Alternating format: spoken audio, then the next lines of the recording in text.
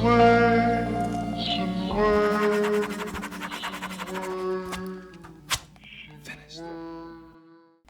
Oh, hi there.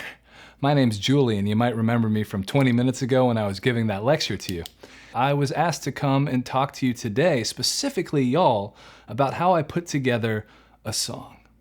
To reintroduce myself, and I hope you don't mind if I read notes, because it's a lot less weird when I'm talking into my iPhone. I'm a musician and a researcher who turns history into music, and in this video I'd like to walk us through how I put one of my songs together. The song we will look at today is called Honouliuli, a mouthful I know, named for a World War II internment camp in Hawaii where they rounded up leaders of the Japanese community and stuck them behind barbed wire. But the lyrics of the song, while the title comes from that event, are not specific to this event or place, but rather they were written as I was doing research in Hawaii a few years back. And I was just struck by the juxtaposition of beauty and melancholy, wealth and poverty between these kind of imperial powers like the US or the Portuguese or the English who had stopped there, and then the native populations, but also the juxtaposition of poor and rich in a place like Honolulu now. Like I'd be going to Waikiki Beach and there'd be these homeless encampments. And on top of that, I was dealing with a lot of mental health issues, just ragged from touring too much, bad relationships, not being mindful, stuff that people go through, and really didn't have my stuff together. And this was kind of a low. And ironically, it was in paradise. So the question is then, when it came time to write this song, how do you do it? How do you capture this disoriented, beautiful, melancholic, depression in paradise vibe? You know, how do you stuff all of this history and all of these personal feelings into music, into chords, into production, into lyrics? And let's unpack that.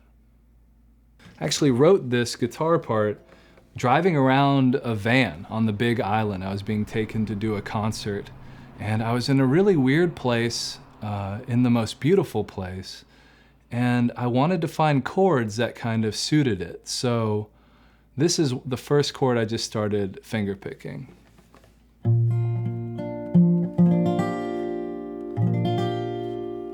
So if you know music, that's like a 6 chord. Basically, it doesn't have like a resolution the way that normal triads do. Hear that? Wants to go there, but it stays. So we just kind of have that droning through most of the song. So that's, what are we in? It's like a B flat 6 chord. So I was driving around in a van with a guitar and just had my ear to the guitar so I could hear it with all the traffic noise outside. And just kind of found this like circular, beautiful, but unsettled arpeggio.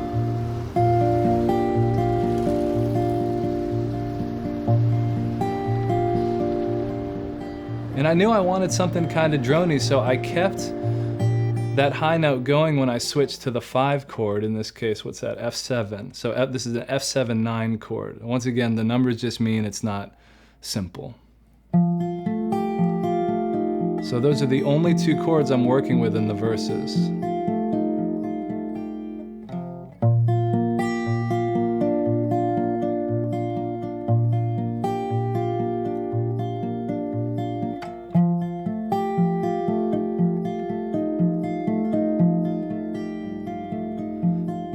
So it's just this beautiful kind of like place to get lost. There's no real beginning or end because it's just those 2 chords going back and forth. And literally, while I was like walking in circles, feeling like I was going around in circles, studying a history, which kind of felt like these circles of different cultures intersecting, all this imperialism, this native displacement on these islands, some heavy stuff, you know. This was the chord progression that I was just thinking through all of that research, all of the museums I was going to, the archives I was visiting, the beaches I was sunbathing at and taking naps on, the homeless encampments right by those beaches, a lot of stuff. And these chords, you know, they just, those number chords, they just kind of open something up, those jazzy chords. And they just give you more room, more complexity. And so that was like really nice. So simple 2 chord progression, but those nice complex number chords. I liked that. And then I just sort of started writing line by line, kind of all these moments that I was experiencing, both these historical things I was seeing. So like I name check a guy named Fred Makino, who was an old newspaper rebellion journalist dude who led a plantation strike way back in the old days. And I also talk about going to Moana Park, which is the most beautiful sunsets you ever seen. And I start the song off by just kind of writing, and I'd love to waste your day if you'd love to waste mine too. So just like this kind of, I want to be somewhere I'm not. I want to be relaxed. I'm a very anxious person, and I want to be relaxed. It's like an aspirational lyric, and it's like a love song lyric, but the song is anything but a love song. You know, it's melancholy at its best. And then I kind of have this vocal refrain that isn't lyrical, that is just sort of an interval. I heard birds singing. It goes, it's high, so give me a break here. And I'd love to waste your day if you'd love to waste mine too. All right, here's the refrain.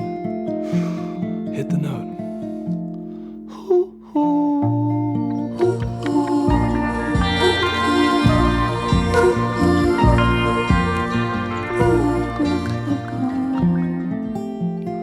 So you got this kind of like morning dove-ish thing, owl kind of thing, tropical bird sort of thing over those beautiful, complicated, melancholy chords, just swimming around.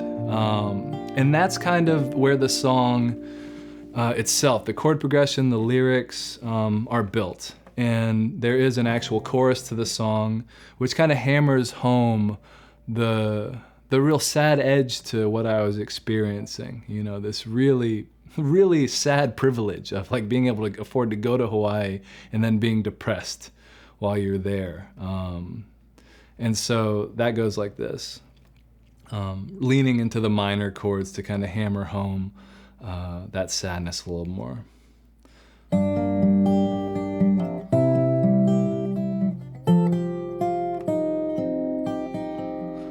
Blues and waves hanging, little sadness in your eye. Blues and waves hanging,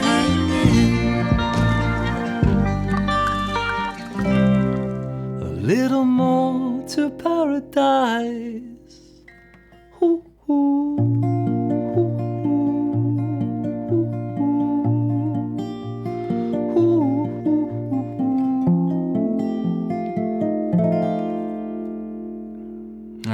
But now let's go over to the studio, which is actually just 5 feet away because I live in a studio apartment, and talk about the actual production of the song.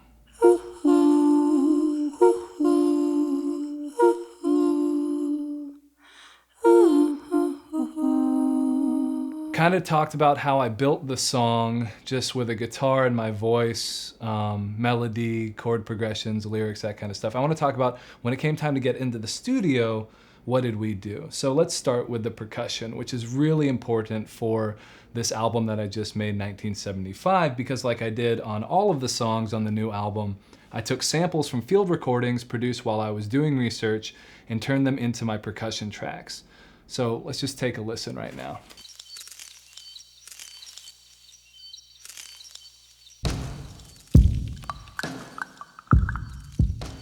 So what you're hearing are the actual plants and birds recorded in Hawaii on my trip. And on top of that is the beat, which is made from suitcases which Japanese Americans brought with them to the World War II incarceration camps.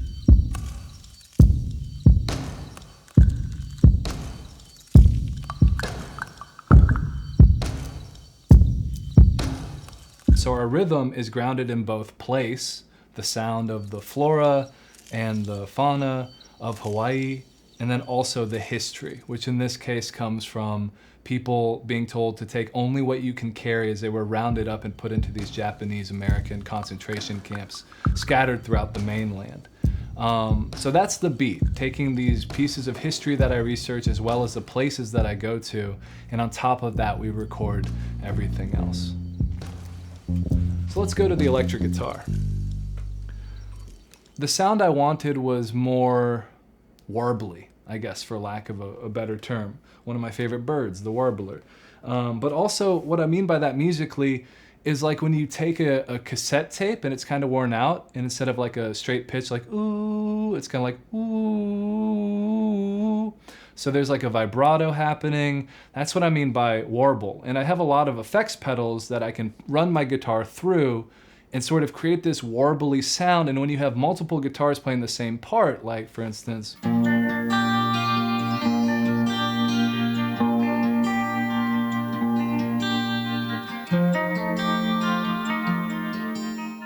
you then have what's called like a chorusing effect. And it kind of just, again, is beautiful but off kilter and captures that sort of melancholy vibe of the rest of the song. So what I did was I recorded a few electric guitars and put them on top of each other and then messed around with effects pedals like these. And that's how I got the bed of my song. So it's really that percussion, bedrock foundation of those samples, manipulated, chopped up, and then those warbly guitars on top of that. And you have something that, for me at least, when I'm singing onto the recording of those, puts me in the space of both being off kilter in Hawaii, anxious, both by the historical stuff I'm studying and my personal life. And then also you have those guitars, which are kind of an extension of that uncertainty.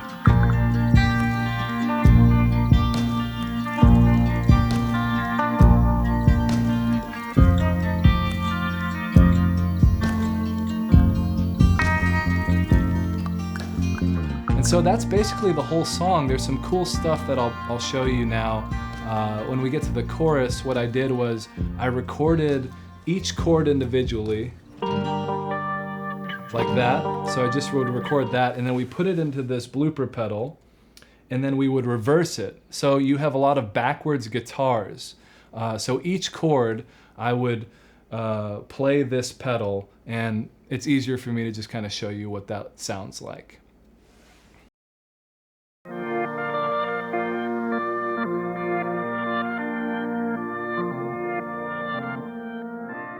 So in essence, what you have is this kind of almost psychedelic, like tape warbled feeling, kind of sun-baked feeling that I thought was very appropriate for the song.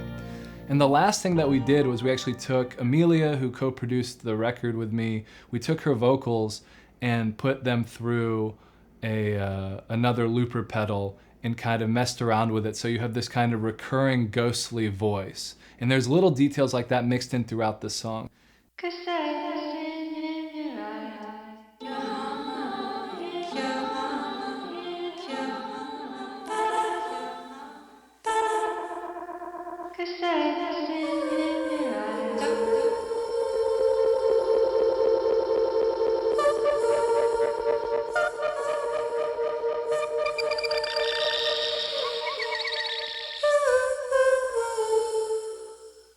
So basically the recipe for this song is all of this mixed up history. That's not necessarily pleasant, because at the bottom of this is a native population that was exploited, killed in a lot of cases. It's just not a pretty history when you look back, but it is still one of the most beautiful places in the world.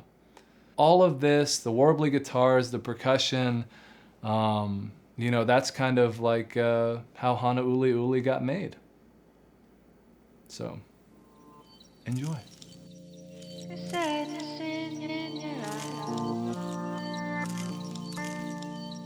And I'd love to waste your day if you'd love to waste mine too.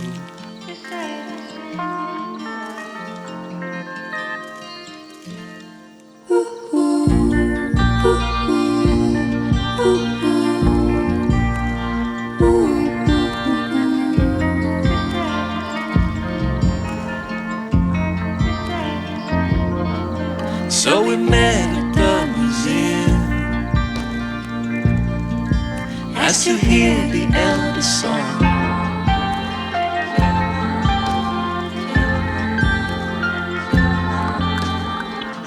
HoleHole Bushi, and Miss Betsy sang along, along, along, along, along. Along Moana Park, falling sweetly to the night.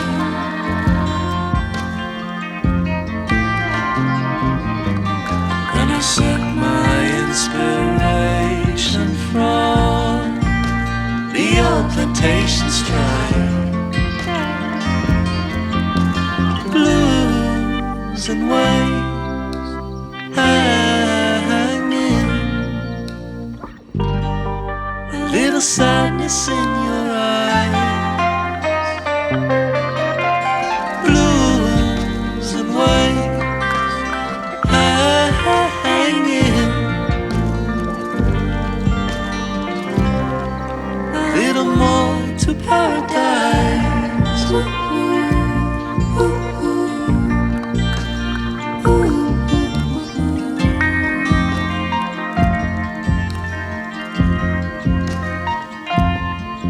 In the orange tinted surf, I dreamt of Fred Makino,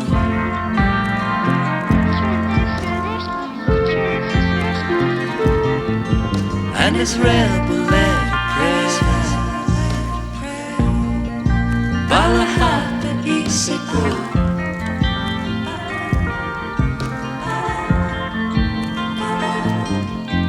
And I watched the lanterns light,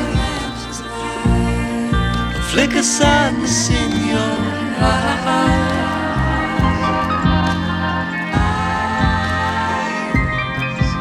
Okinawa and Hawaii, king of military might. Blues and waves hanging, little sadness in your eyes.